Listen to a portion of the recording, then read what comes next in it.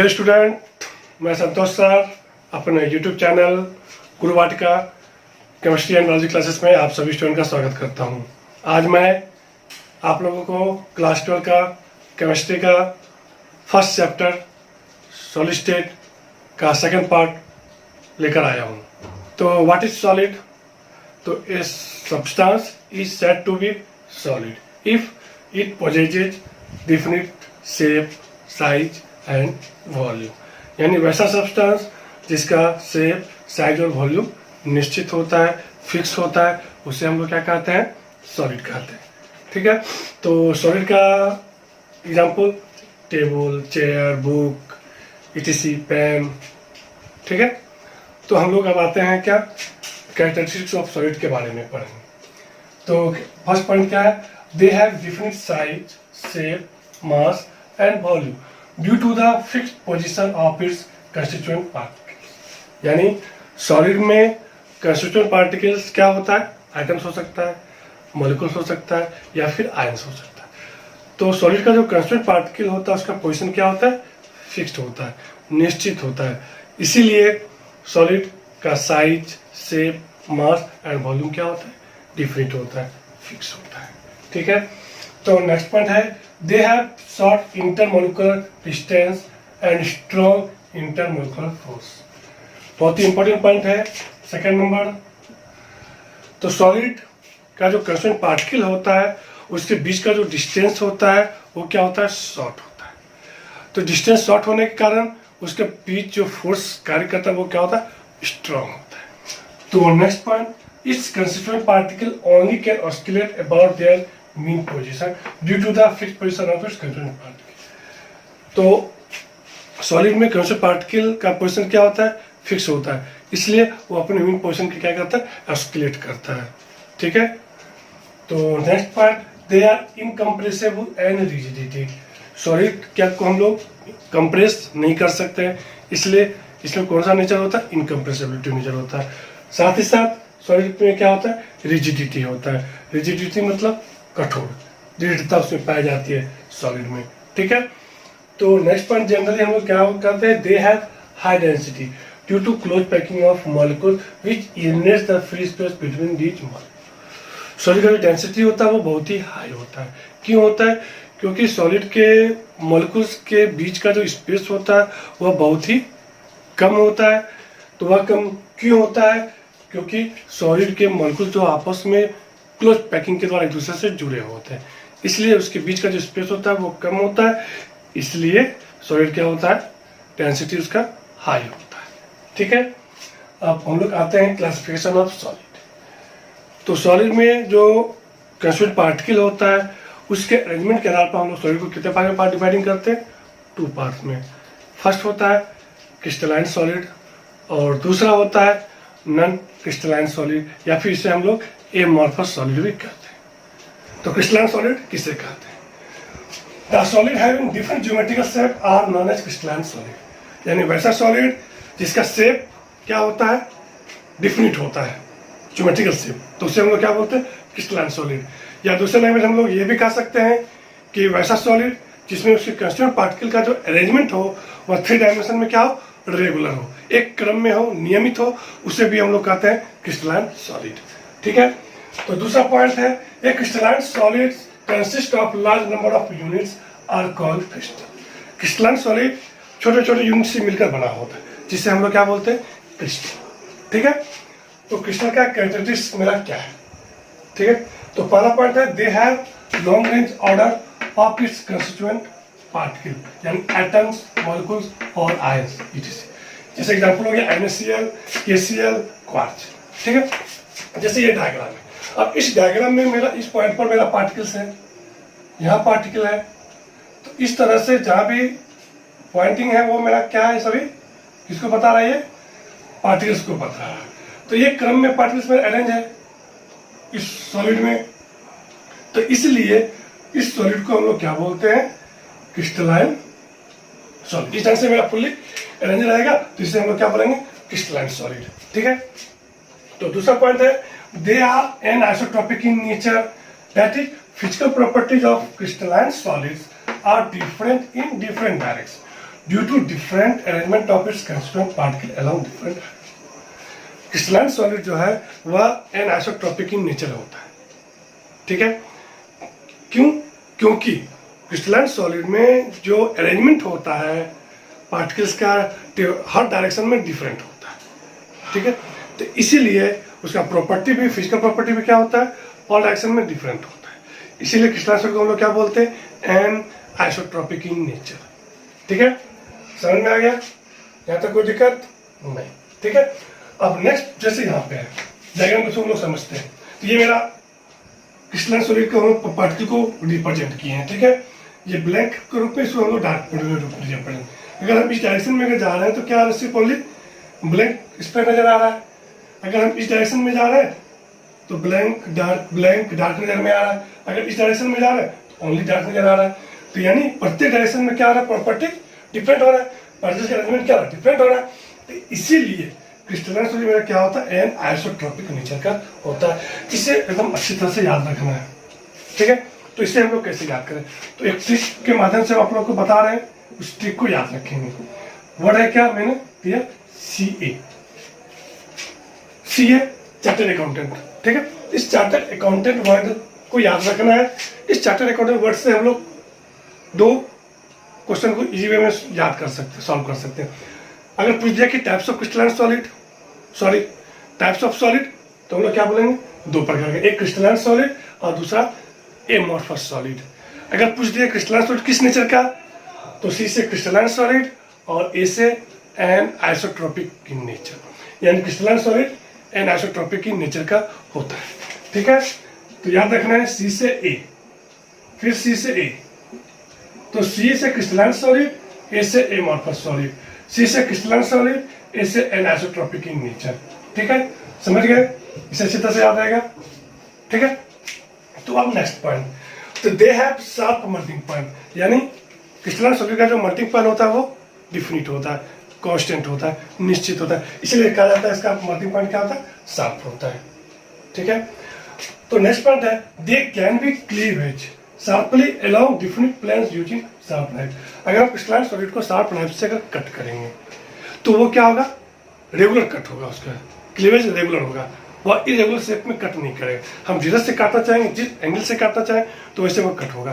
तो इसलिए crystalline solid क्या हो जाएगा, मेरा रेगुलर शेप में कट होगा, ठीक है। और नेक्स्ट पॉइंट है, दे आर रिजिड एंड अनकंप्रेसिबल। तो ये जो क्रिस्टलाइन सॉलिड है वो क्या होता है, कठोर होता है और इनकम्प्रेसिबल होता है, यानी असंपीड़ित होता है। यानी हम क्रिस्टलाइन सॉलिड को कंप्रेस या दबा नहीं सकते हैं, ठीक है।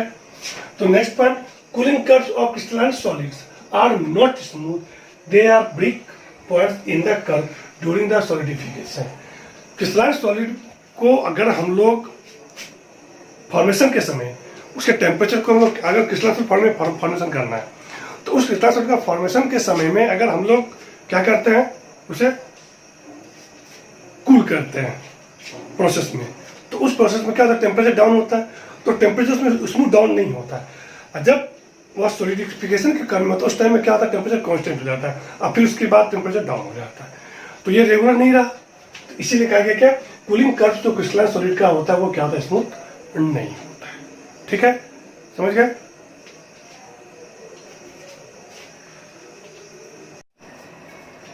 हमने क्या पढ़ा कि क्रिस्टलाइन सॉलिड का जो कूलिंग कर्व में क्या होता है, वो स्मूथ नहीं होता, यानी सॉलिडिफिकेशन के समय उसमें ब्रेकिंग पॉइंट होता है, ठीक है। तो उसको हम लोग ग्राफ के माध्यम से समझते हैं।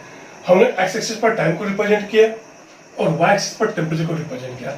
अब किसी लिक्विड को हम लोग किस पे कन्वर्ट कर रहे हैं, सॉलिड। तो टेम्परेचर क्या करेंगे, कूल करेंगे, डाउन करेंगे। तो डाउन हो रहा है टेम्परेचर, उसके बाद एक सिचुएशन ऐसा आता है, सिचुएशन B to C में क्या हो रहा है, टेम्परेचर कांस्टेंट आ जा रहा है। इस कंडीशन में लिक्विड सॉलिड स्टेट में कन्वर्ट हो रहा है। तो यहाँ पर टेम्परेचर कांस्टेंट होता है और फिर उसके बाद अगेन टेम्परेचर क्या करता है, कूल होकर बाद फिर फाइनली सॉलिड में कन्वर्ट हो जाता है। तो ये पॉइंट जो B to C जो का, इसी को बोलते हैं हम लोग ब्रेकिंग पॉइंट, ठीक है। इसलिए कूलिंग कर्व जो क्रिस्टलाइन सॉलिड का होता है वो क्या होता है, स्मूथ नहीं होता, यानी इसमें ब्रेकिंग पॉइंट होता है, ठीक है। अब हम लोग आते हैं amorphous solid or non-crystalline solid. The solid do not have a different geometrical shape are known as amorphous solid. यानी वैसा सॉलिड जिसका ज्योमेट्रिकल शेप डिफिनिट नहीं होता है, उसे हम लोग क्या कहते हैं, एमोर्फस सॉलिड या फिर नॉन क्रिस्टलाइन सॉलिड। ठीक है, तो हम लोग अब एमोर्फस सॉलिड का कैरेक्टरिस्टिक्स के बारे में पढ़ते हैं। तो पहला पॉइंट क्या है, they have short range order in the arrangement of its constituent particle. Crystalline solid में भी मेरा कंस्टिट्यूएंट पार्टिकल क्या था, एटम्स था, मॉलिक्यूल्स था और आयन था। ठीक उसी तरह एमोर्फस सॉलिड में भी कंस्टिट्यूएंट पार्टिकल में एटम्स हो सकता है, मॉलिक्यूल्स हो सकता है और आयन्स हो सकता है। लेकिन क्रिस्टलाइन सॉलिड में जो कंस्टिट्यूएंट पार्टिकल का जो अरेंजमेंट था वो क्या था, मेरा रेगुलर था और लॉन्ग रेंज ऑर्डर था। लेकिन एमोर्फस सॉलिड में कंस्टिट्यूएंट पार्टिकल का अरेंजमेंट वो क्या होता है, शॉर्ट रेंज ऑर्डर होता है और इरेगुलर होता है। ठीक है, तो जैसे इसका एग्जांपल हो गया मेरा ग्लास, रबर, पॉलीमर, वुड, ये सभी मेरा क्या है, एमोर्फस सॉलिड का एग्जांपल। तो इसे हम लोग एक सिंपल वर्ड में हम लोग याद रख सकते हैं, इसे जीआरपी के तौर पे। एक हमने वर्ड याद रखा क्या, जीआरपी, जिसे ग्लास, आर से रबर, पी से पॉलीमर। मेनली एग्जाम में ये तीन ही पूछा जाता है एग्जाम्पल में। और एमोर्फस सॉलिड का एग्जाम्पल क्या है, तो क्या याद रखना है, ग्लास, रबर और पॉलीमर। अब पॉलीमर मेरा प्लास्टिक, फाइबर, जो सभी आ सकता है। ठीक है, इस चीज को माइंड में रखना है। अब नेक्स्ट है, they are isotropic in nature, that is the physical property are the same in different direction. Amorphous solid में कंस्टिट्यूएंट पार्टिकल एलिमेंट क्या होता है, हर डायरेक्शन में डिफरेंट होता है, अर्थात क्या हुआ, सेम हुआ। इसीलिए उसका जो फिजिकल प्रॉपर्टीज भी क्या होता है, वो सेम होता है। जबकि क्रिस्टलाइन सॉलिड में क्या था, मेरा वन डायरेक्शन में अरेंजमेंट डिफरेंट था तो दूसरे डायरेक्शन में अरेंजमेंट डिफरेंट था। लेकिन एमोर्फस सॉलिड में इस डायरेक्शन में अगर हम लोग जाएंगे, जो अरेंजमेंट है वो डिफरेंट अरेंजमेंट है, तो फिर इस डायरेक्शन में जाएंगे तो वहाँ भी अरेंजमेंट क्या होगा, डिफरेंट होगा। तो अर्थात क्या, दोनों एक दूसरे के क्या है, सेम है। तो इसीलिए ये एमोर्फस सॉलिड जो होता है वो कैसा होता है, आइसोट्रोपिक इन नेचर होता है। ठीक है, समझ गए। तो अब नेक्स्ट पॉइंट है, they do not have sharp melting point but on heating become increasing soft. Amorphous solid का जो मेल्टिंग पॉइंट होता है वो शार्प नहीं होता, यानी उसका कांस्टेंट नहीं होता, मेल्टिंग नहीं होता, डिपेंड करता है, वेरी करता है। ठीक है, लेकिन जब उसे हम हीट करते हैं तो वो क्या होता है, पिघलकर सॉफ्ट हो जाता है। ठीक है, इसलिए यह एमोर्फस सॉलिड को हम लोग क्या बोलते हैं, सुपर कूल लिक्विड भी कहते हैं, क्योंकि लिक्विड का टेंडेंसी क्या होता है, फ्लो करने का टेंडेंसी होता है। तो एमोर्फस सॉलिड को जब हम लोग मेल्ट किए तो उसमें भी क्या हुआ, फ्लो करने का टेंडेंसी आ गया। तो इसी कारण से हम लोग एमोर्फस सॉलिड को क्या कहते हैं, सुपर कूल लिक्विड होते हैं। तो एग्जाम में बोर्ड में पूछा जाता है कि ग्लास को हम लोग सुपर कूल लिक्विड क्यों कहते हैं, तो हम लोग क्या बोलेंगे कि ग्लास में सुपर कूल लिक्विड इसलिए कहते हैं ग्लास को क्योंकि उसमें फ्लो करने की टेंडेंसी होती है। कोई भी पुराना ग्लास से किसी अलमीरा में लगा हुआ है तो वो बहुत पुराना हो गया, तो क्या होता है, ग्लास का ऊपर का पोर्शन जो होता है वो ठीक हो जाता है, सॉरी थिन हो जाता है, और नीचे का पोर्शन क्या होता है, ठीक हो जाता है, जिसके फलस्वरूप वो अप एंड डाउन होने में प्रॉब्लम करता है। ठीक है, तो क्या हुआ, फ्लो करने का टेंडेंसी के कारण क्या हुआ, ऊपर का लेयर नीचे की ओर आ गया, जिसके पास नीचे का पोर्शन में क्या जाता है, ग्लास मोटा हो जाता है, ठीक हो जाता है, और जबकि ऊपर में क्या जाता है, थिन हो जाता है। इसी लेके हम लोग ग्लास को क्या बोलते हैं, सुपर कूल लिक्विड। ठीक है, ध्यान रखना है।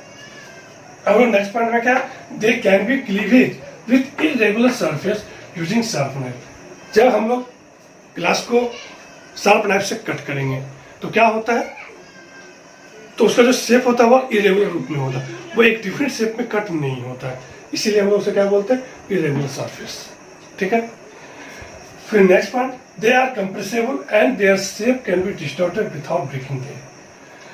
एमोर्फस सॉलिड को हम लोग कंप्रेस कर सकते हैं और इसे डिस्टॉर्टेड भी किया जा सकता है विदाउट ब्रेकिंग, बिना उसे तोड़े हम लोग डिस्टॉर्टेड भी उसे कर सकते हैं। किसे, एमोर्फस सॉलिड को। याद रखना है, क्रिस्टलाइन सॉलिड क्या होता है, इनकम्प्रेसिबल होता है, जबकि मेरा एमोर्फस सॉलिड क्या होता है, कंप्रेसिबल होता है। इसे कंफ्यूजन नहीं करना है। ठीक है, नेक्स्ट पॉइंट है, cooling curve of amorphous solid are smooth without any break point, और when amorphous solid in liquid state are cooled, then temperature decreases smoothly with passage of time. Amorphous solid का जो cooling curve होता है वो क्या smooth होता है, यानी जो जो टाइम इंक्रीज करता है तो टेम्परेचर भी एक रेशियो में डिक्रीज करता है, स्मूथली वो डिक्रीज करता है। तो ठीक है, तो इसलिए हम लोग क्या बोलते हैं, एमोर्फस सॉलिड को जो कूलिंग कर्व होता है वो स्मूथ होता है विदाउट एनी ब्रेक पॉइंट, इसमें ब्रेक पॉइंट नहीं होता। अगर हम लोग इसे ग्राफ के माध्यम से अगर समझना चाहें तो ठीक है, तो मान लो हमने इस एक्सिस पर क्या लिया, टेम्परेचर लिया, और इस एक्सिस में हम लोग ने टाइम ले लिया। ठीक है, अब इसका जो कूलिंग कर्व होगा वो क्या होगा, इस टाइप से होगा, मतलब स्मूथ रूप में वो क्या डाउन जाएगा। ठीक है, इसीलिए इसका कूलिंग कर्व में कोई ब्रेकिंग पॉइंट नहीं होता है। जबकि क्रिस्टलाइन सॉलिड में क्या था, मेरा ब्रेकिंग कर्व था, दिस इज, याद है पहले बताया मैंने, तो दिस इज ब्रेकिंग पॉइंट था। ठीक है, तो इसलिए इसे याद रखना है कि क्रिस्टलाइन सॉलिड का जो कूलिंग कर्व होता है वो डिफिनिट होता है, और जबकि एमोर्फस सॉलिड का कूलिंग कर्व में स्मूथ होता है, उसको कोई ब्रेकिंग पॉइंट नहीं होता है। तो पहला नोट्स है, the term amorphous has been derived from a Greek word omorphi. जो एमोर्फस वर्ड जो है वह कहाँ से बना है, ग्रीक वर्ड ओमॉर्फी वर्ड से, जिसका अर्थ होता है शेपलेस। ठीक है, देन इरेगुलर। अब दूसरा पॉइंट है कि रेगुलर अरेंजमेंट ऑफ SiO4 यानी सिलिका, SiO2 सिलिका होता है। अगर उस सिलिका को हम लोग सिलिकेट फॉर्म में कन्वर्ट करते हैं के दौरान, सिलिका को जब हम लोग सिलिकेट फॉर्म में कन्वर्ट करते हैं तो दो तरह से अरेंजमेंट होता है, एक होता है रेगुलर अरेंजमेंट और एक होता है इरेगुलर अरेंजमेंट। यदि सिलिका का रेगुलर अरेंजमेंट होता है, उससे जो सॉलिड बनता है तो उसे हम लोग बोलते हैं क्वार्ट्ज, और जब इरेगुलर अरेंजमेंट हो उससे जो सॉलिड बनता है उसे कहते हैं गिलास। क्वार्ट्ज मेरा क्रिस्टलाइन सॉलिड है और जबकि गिलास एमोर्फस सॉलिड है। ठीक है, तो याद रखना है कि गिलास में ए को गौर करना है, गिलास का ए यानी ए से एमोर्फस सॉलिड, गिलास मेरा क्या है, एमोर्फस सॉलिड है। ठीक है, अब next, crystalline solid can be converted to amorphous solid either by rapidly or fastly cooling its melt or fastly freezing its vapor। यदि हमको crystalline solid से हमको amorphous solid बनाना है, यानी कन्वर्ट करना है, तो हम लोग क्या करेंगे, crystalline solid को मेल्ट करेंगे। अगर हम उसे मेल्ट करेंगे तो वो क्या होगा, मेरा टेम्परेचर चाहिए, हीट चाहिए, हम उसे हीट देंगे तो वह मेल्ट कर गया। उसके बाद और वह ज़्यादा हीट देंगे तो वो क्या होगा, वेपर में कन्वर्ट होगा। अगर वह वेपर फॉर्म में कन्वर्ट हो गया तो उसे क्या करेंगे, फास्टली फ्रीज कर देंगे, तो वो मेरा क्या हो जाएगा, एमोर्फस सॉलिड में कन्वर्ट हो जाएगा। लेकिन अगर हम उस मेल्ट अवस्था में चाह रहे हैं कि एमोर्फस सॉलिड को कन्वर्ट करना, तो उस समय हम उसे क्या करेंगे, कूलिंग करेंगे। वो भी कूलिंग क्या करना है, हमें फास्ट कूलिंग करना है। तो क्रिस्टलाइन सॉलिड को हम लोग एमोर्फस सॉलिड में कन्वर्ट कर सकते हैं और एमोर्फस सॉलिड को हम लोग क्रिस्टलाइन सॉलिड में कन्वर्ट कर सकते हैं। क्रिस्टलाइन सॉलिड को कन्वर्ट करने के लिए हमें क्या करना होगा, हीट करना होगा और फास्ट कूलिंग करना होगा। जबकि एमोर्फस सॉलिड से हम लोग क्रिस्टलाइन सॉलिड में कन्वर्ट करेंगे तो उसे हम एनेलिंग करेंगे, यानी एनेलिंग मतलब हीट एंड स्लो कूलिंग, यानी हम उसे हीट करेंगे लेकिन उसे कूल जो करेंगे क्या करेंगे, स्लो करेंगे। ठीक है, तो वही मेरा नेक्स्ट पॉइंट है कि amorphous solid can be converted to crystalline form और एनेलिंग। याद रखना है, एमोर्फस सॉलिड से ए और एनेलिंग का ए मैच कर देना, यानी यदि हमको एमोर्फस सॉलिड को कन्वर्ट करना है किसमें, क्रिस्टलाइन सॉलिड में, तो उसे हम कौन सा प्रोसेस अपनाएंगे, एनेलिंग। एनेलिंग का मीनिंग क्या हुआ, हीट एंड स्लोली कूल, यानी हमें उसे हीट करेंगे और स्लोली कूल करेंगे, ठंडा करेंगे, तो मेरा क्या होगा, एमोर्फस सॉलिड क्रिस्टलाइन सॉलिड में कन्वर्ट हो जाएगा। तो क्रिस्टलाइन सॉलिड को अगर हम कन्वर्ट कर रहे हैं एमोर्फस सॉलिड में, क्या करते हैं, फास्ट कूलिंग करते हैं, इसलिए प्रोसेस मेरा क्या कहलाता है, फास्ट। जबकि एमोर्फस सॉलिड से क्रिस्टलाइन सॉलिड में कन्वर्ट करते हैं तो उसे हम क्या करते हैं, स्लो कूल करते हैं, इसलिए वह प्रोसेस क्या कहलाता है, स्लो। ठीक है, अब एक वर्ड है पॉलीक्रिस्टलाइन सॉलिड, ये कंडीशन व्यू के व्यू से ज्यादा इंपॉर्टेंट है IIT जी और नीट के लिए। ठीक है, तो पॉलीक्रिस्टलाइन सॉलिड किसे कहेंगे, तो इस पॉलीक्रिस्टलाइन सॉलिड में क्या होता है, स्मॉल क्रिस्टल का लार्ज नंबर होता है, यानी सीधा हम लोग बोल सकते हैं पॉलीक्रिस्टलाइन सॉलिड को हम लोग बोल सकते हैं ग्रुप ऑफ स्मॉल क्रिस्टल या पॉलीमर ऑफ स्मॉल क्रिस्टल। ठीक है, क्लियर। लेकिन मेनली इसमें डिफरेंस क्या होता है, हम लोग स्मॉल क्रिस्टल लिए, उस स्मॉल क्रिस्टल में जो उसका कंस्टिट्यूएंट पार्टिकल होगा उसका अरेंजमेंट रेगुलर होगा, लेकिन वो स्मॉल क्रिस्टल जो है उसका अरेंजमेंट क्या होता है मेरा, इरेगुलर होता है, रैंडमली होता है। इसीलिए ऐसे सॉलिड को लोग क्या बोलते हैं, पॉली क्रिस्टलाइन सॉलिड। इसका एग्जांपल मेरा आ गया एल्युमिनियम, स्टील, ये सभी क्या हमारा पॉली क्रिस्टलाइन सॉलिड का। याद रखना है कि पॉली क्रिस्टलाइन सॉलिड में क्या होता है मेरा, large number of small crystal होता है, लेकिन उस स्मॉल क्रिस्टल में उसके कंस्टिट्यूएंट पार्टिकल का जो अरेंजमेंट होता है वो रेगुलर होता है, लेकिन वह आपस में जो स्मॉल क्रिस्टल है उसका जो अरेंजमेंट होता है वह इरेगुलर होता है। इसलिए उसे हम लोग क्या बोलते हैं, पॉली क्रिस्टलाइन सॉलिड। लोग आते हैं difference between crystalline solid and amorphous solid. Crystalline solid और एमॉर्फस सॉलिड में क्या अंतर है, ठीक है। तो पहला पॉइंट है they have definite geometrical shape, और एमॉर्फस सॉलिड का they have indefinite geometrical shape. यानी क्या हो, तो क्रिस्टलाइन सॉलिड में उसके कंस्टिट्यूएंट पार्टिकल का जो अरेंजमेंट होता है वो क्या होता है, रेगुलर होता है, जबकि एमॉर्फस सॉलिड में उसके कंस्टिट्यूएंट पार्टिकल का जो अरेंजमेंट होता है वो इरेगुलर होता है। इसीलिए उसका शेप क्या होता है, इनडिफिनिट होता है, और इसका शेप डिफिनिट होता है। ठीक है, तो दूसरा पॉइंट है they have sharp melting point, जबकि एमॉर्फस सॉलिड का do not have sharp melting point.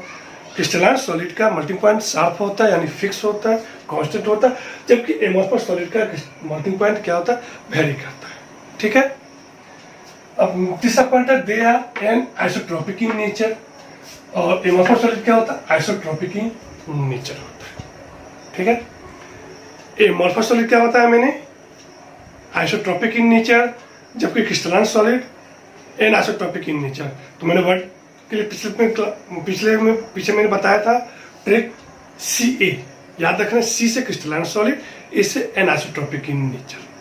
Crystalline solid anisotropic nature होता है। एन आइसोट्रोपिक नेचर किसे कहते हैं, वैसा सॉलिड जिसका फिजिकल प्रॉपर्टीज सभी डायरेक्शन में क्या हो, डिफरेंट हो, यानी डिफरेंट डायरेक्शन में डिफरेंट प्रॉपर्टीज, उसे हम लोग क्या बोलते हैं, एन आइसोट्रोपिक इन नेचर। जबकि एमॉर्फस सॉलिड का डिफरेंट डायरेक्शन में प्रॉपर्टीज क्या होता है, सेम होता है, इसलिए उसे हम लोग क्या बोलते हैं, आइसोट्रोपिक इन नेचर। ठीक है, क्रिस्टलाइन सॉलिड को हम लोग ट्रू सॉलिड भी कहते हैं, जबकि एमॉर्फस सॉलिड को हम लोग सूडो सॉलिड, फॉल्स सॉलिड या फिर सुपर कूल्ड लिक्विड कहते हैं। सुपर कूल्ड लिक्विड क्यों कहते हैं, क्योंकि एमॉर्फस सॉलिड में लिक्विड की तरफ फ्लूइडिटी नेचर होता है, इसलिए हम लोग super cool liquid amorphous solid को कहते हैं। ठीक है, next point they have definite heat of fusion, और एमॉर्फस सॉलिड में क्या होता है, they do not have definite heat of.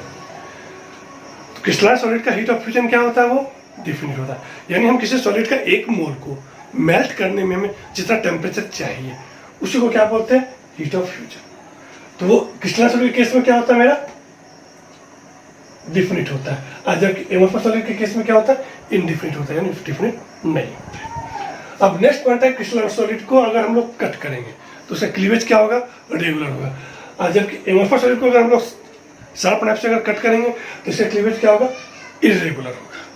ठीक है, तो next point they have long range order of its constituent particle, और they have short range order of its constituent particle. Amorphous solid में constituent particle जो arrangement होता है वो क्या होता है, शॉर्ट होता है, और जबकि क्रिस्टलाइन सॉलिड में जो कंस्टिट्यूएंट पार्टिकल जो अरेंजमेंट होता है वो लॉन्ग होता है। लेकिन एक पॉइंट यहाँ पे गौर करने वाली बात है, ध्यान देना है, एग्जामिनेशन व्यू से, कंपटीशन व्यू से, यानी IIT और नीट के पर्पज से, एमॉर्फस सॉलिड का कुछ पार्ट क्या होता है, उसमें अरेंजमेंट जो होता है पार्टिकल वो रेगुलर होता है, फिर इरेगुलर होता है। जो एमॉर्फस सॉलिड का जो पार्ट का अरेंजमेंट रेगुलर होता है उससे हम लोग क्या बोलते हैं, क्रिस्टलेट। क्या बोलेंगे, क्रिस्टलेट।